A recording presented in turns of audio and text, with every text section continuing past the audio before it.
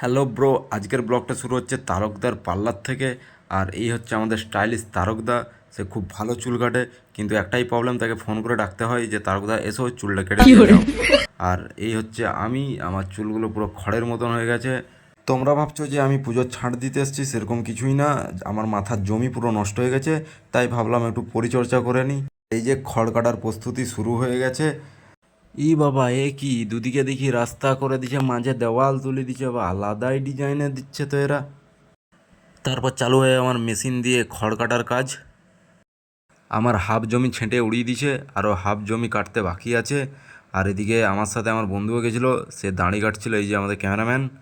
তো এই final look আমার। তোমরা দেখে বলো যে কেমন লাগছে আমার খড়গুলো কাটার পর। এখান থেকে যাব আমি সোজা বাড়ি। বাড়ি গিয়ে আমাকে রেডি হতে হবে, কারণ আমার ঝাড়খণ্ডে খেলা আছে। আমি যাব ঝাড়খণ্ড, চাকুলিয়াতে খেলা আমার। আর এটা দেখতে পাচ্ছ, এটা পুকুর নয়, এটা হচ্ছে মাঠ যেখানে আমি প্র্যাকটিস করি। এখন এটা জলে ভরে গেছে, এখানে মাছ চাষ করা হয়। আর এর পরবর্তী ব্লগে বলবো যে ঝাড়খণ্ডে কী হলো। টাটা।